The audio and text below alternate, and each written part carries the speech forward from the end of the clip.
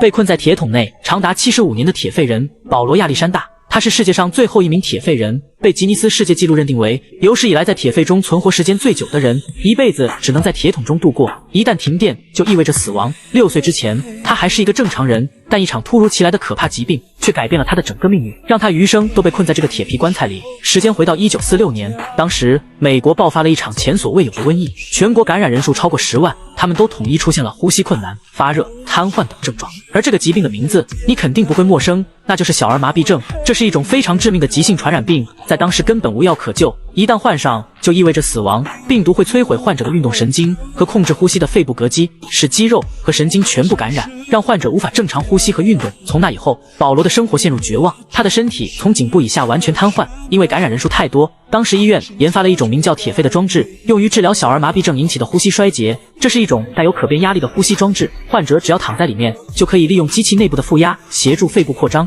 為患者提供必要的呼吸支持。在鐵肺裡，保羅度過了他的童年、青年還有老年時光。設備需要24小時不間斷供電，如果停電，患者就會立刻窒息而死。雖然生命得到了延續，但這樣的生活已經沒有了任何色彩和樂趣，可以說是生不如死。然而，生活在鐵皮棺材裡的保羅卻並沒有因此放棄對生活的希望。鐵桶只是禁锢了他的軀體，他的意志變得愈發堅強。由於身體不能動，他便學會了用嘴生活，讀書、畫畫、寫字，凡是可以依靠嘴銜住某樣工具來實現的動作，他都可以獨立完成。而這還只是個開始，保羅開始從雕筆桿學習課本上的知識，有時因為側頭斜視久了，他會頭暈眼花。在無法做筆記的情況下，他便會強迫自己去鍛鍊更強大的記憶力。21歲那年，他成為了美國教育史上第一個沒有參加過體育課順利從高中畢業的學生，這是一個屬於小兒麻痹症患者的奇蹟。但對於保羅來說，這還遠遠不夠，他的夢想和野心遠不止於此。他要當一名律師，但當時所有大學都以過分殘疾為理由拒絕了他的入學申請。經歷過死刑的保羅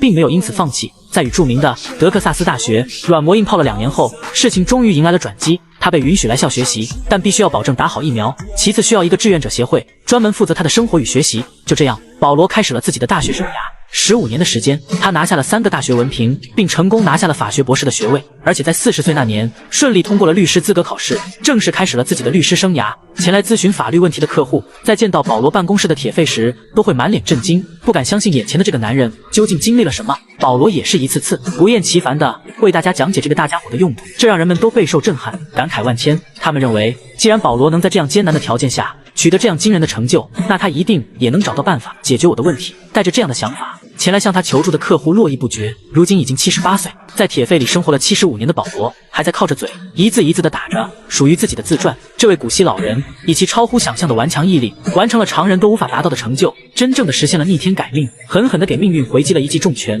這充滿勵志和傳奇色彩的一生，真是讓人肅然起敬。